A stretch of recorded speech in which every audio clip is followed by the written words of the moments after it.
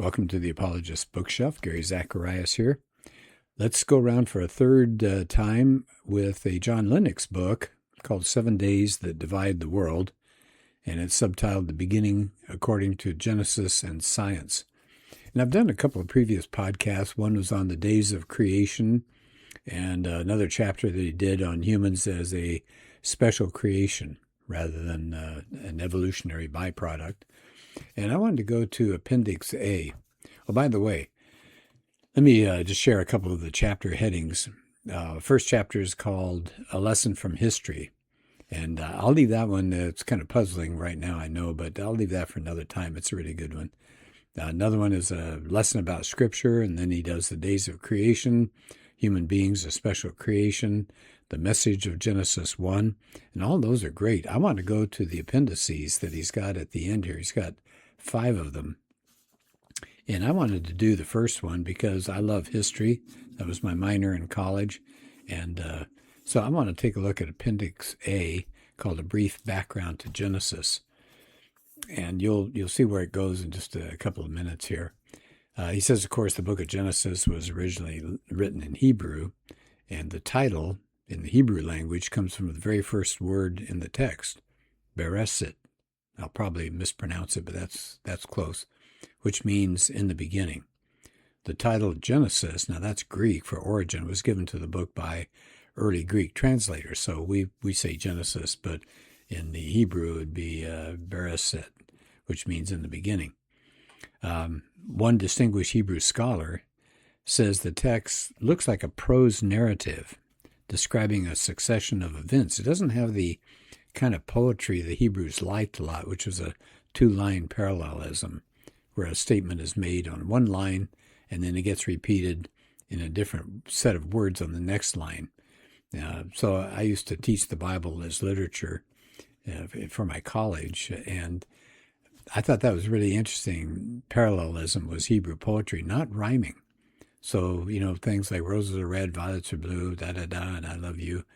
Okay, they didn't do that. They thought parallelism was the way to go. So here's an example. Psalm 30, verse 8. To you, O Lord, I cry, and to the Lord I plead for mercy.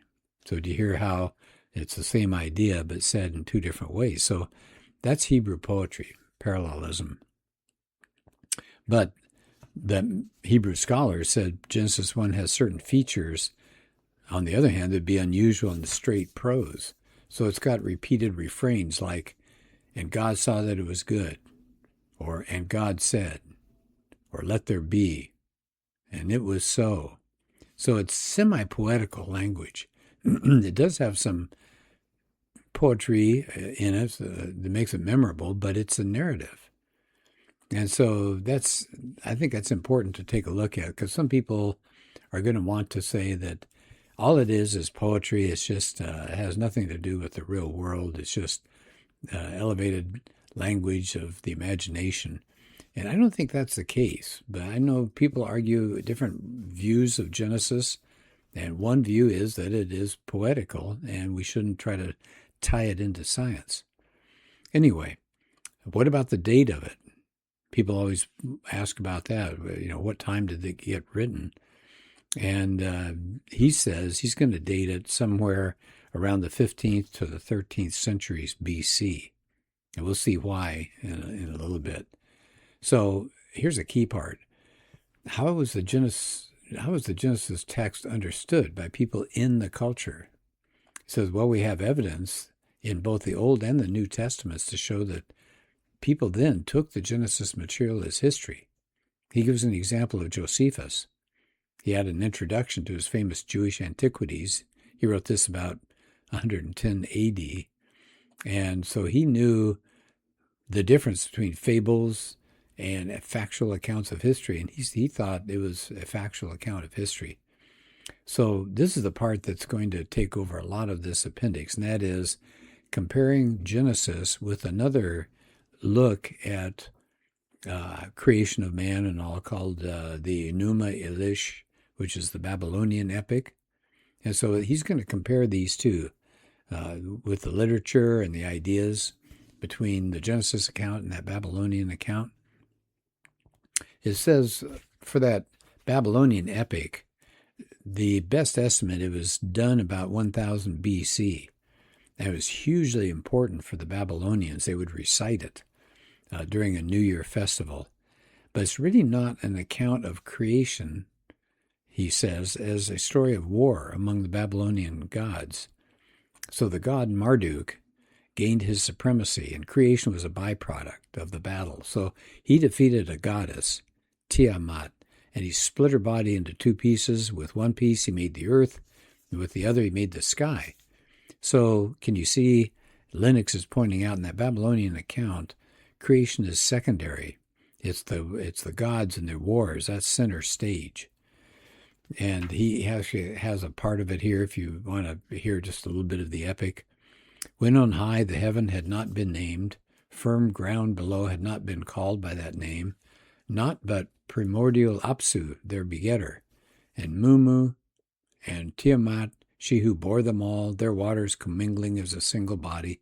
No reed hut had been matted, no marshland had appeared, when no gods whatever had been brought into being, uncalled by name, their destinies undetermined, then it was that the gods were formed within them. So, we'll come back to that in just a minute, because I think there's something interesting going on there, too. So Lennox says people have pointed out the similarities. So the Enuma Elish was written on 7 tablets. Well, the Genesis account talks about 7 days. There's a similar order of creation, heavens, sea, and earth. And then in the 6th tablet, just like the 6th day, human beings are created. So some scholars have said, the Genesis account must obviously be derived from the Babylonian Enuma Elish. Because it's funny, they always want to do it that way, that it wasn't original in the Bible, it came from somewhere else. So that's the argument. But many scholars point out that, yes, there are surface similarities, but there are huge differences. Genesis doesn't have the central theme that the Babylonian epic has. Remember, the Babylonian epic was telling where the gods came from. Well, the God of Genesis is utterly distinct. He wasn't created by the universe, like the Babylonians say, like the pagan gods. It's the other way around. The God of Genesis is not a created God at all. He is the creator of the universe. And then, according to Genesis, human beings are created in the image of God as the pinnacle of his creation, the very top of his creation. But in the Enuma Elish, human beings are created really as an afterthought. And why? To lighten the work of the gods.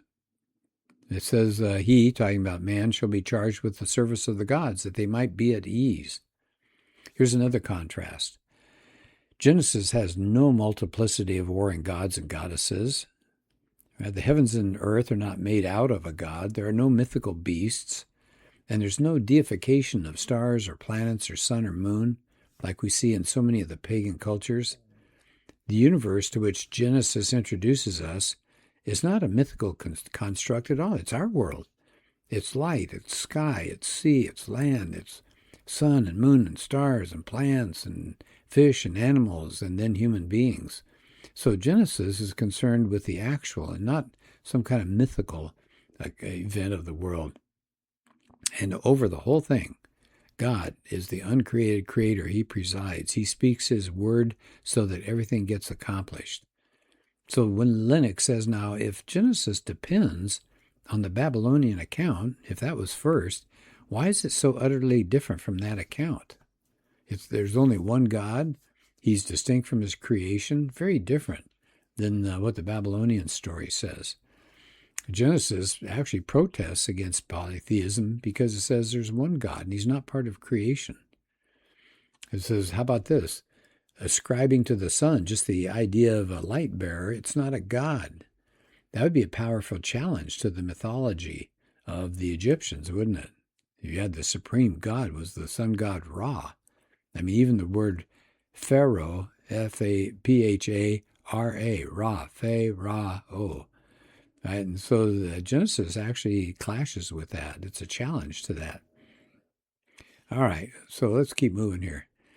How about, there's a K.A. Kitchen. He's a very well-known archaeologist. He says, there are some analogies between the contents of Genesis 1 and 11 with the rich literary heritage of the ancient Near East, because they do both talk about creation and talk about a flood, but there's no direct relationship between Genesis and these other traditions. Here's a quote from Kitchen. Despite the repeated claims of an older generation of Bible scholars, Enuma Elish and Genesis 1 and 2 share no direct relationship. So he also says the attempts made in the past to establish a definite relationship between Genesis and Babylonian epics like Enuma Elish now have to be abandoned. Why? He says because in content, aim, theology, and philology, he says there's divergence. There's no proven link. So what about the date? How early is it? Well, that Kitchen says, take a look, for example, of Genesis 11. It talks about the division of languages. That is also in a Sumerian composition in about the year 2000 BC. What about the kind of structure that's shown in Genesis 1 to 11? It's not known in the ancient Near East after 1600 BC, but it's characteristic of documents before that time. So you see, these two things are getting around to the idea that the Genesis account is extremely old. So Kitchen sums up the evidence as follows. He says it's part of the oldest levels of Hebrew tradition. So that's good news, huh? Toward the end of the chapter, he says, back to Lennox here now, he says, it's frequently suggested that the text of Genesis is theological and literary, is distinct from historical or scientific. And he says, as if these are the only categories that should be considered, or perhaps more importantly, as if they're mutually exclusive. But he says it's perfectly possible for a text to inform us about objective facts and to have a theological purpose. And he says Genesis does precisely that. So in the words of C. John Collins, as he ends the chapter, Genesis is offering us the true story of mankind's past. Now, that's the end of that appendix, but let me add just a couple of things to have you think about, because I've done some work on Genesis. I've been interested in this. When I grew up, the only thing I ever heard was what was called the young earth interpretation. That was that every day in Genesis corresponded to a literal day. And so God created in just 7 days, 6 days, he rests on the seventh day. And all of this occurred, if you take the genealogies and all that are in Genesis, you can back it off, and you get somewhere between 6 and 10,000 BC for the creation. Now, that's what I grew up on. Now, since then, of course, scientists have taken a look at all sorts of things, ice specimens that they've, plugs that they've pulled out of the Arctic and Antarctic, and trees, and on, radioactive elements, things like that. And they're saying, no, things have been around millions and billions of years. And there is another way to look at Genesis. It's called the Old Earth view. And that says that those 6 days of creation are probably 6 long periods of time, that there is no such thing as evolution, but God intervenes occasionally and makes the next thing to come along. So that's called Old Earth, which is perfectly happy with the dates that scientists say, millions of years or billions of years. But there are even other ways that you can interpret Genesis. So I'll mention a couple here, but I just want you, if you've got younger kids who are interested in science and they're in school, I think you're doing them a disservice if you just say, well, God created all this and it's only 5,000 years old or 6,000 years old, because they're going to run into scientists, they're going to run into their professors, teachers at their school, and they're going to say, everything's been around millions and billions of years. To believe otherwise, you got to be a complete moron. And so you're going to set up your child or grandchild to really be confused. So I think what we ought to do is to teach people that there are various interpretations of Genesis. It might be totally poetic. That's a view. that this is just poetic language. It's just trying to say that God is different from the Egyptian gods that the Jews came out of, and that he created in a very different way, like it was mentioning in Lennox's book.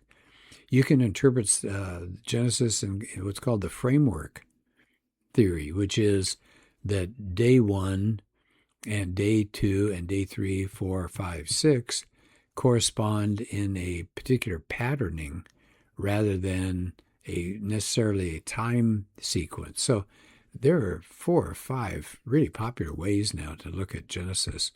If you want, you can go to my website, Apologetics for Life, and I cover it there.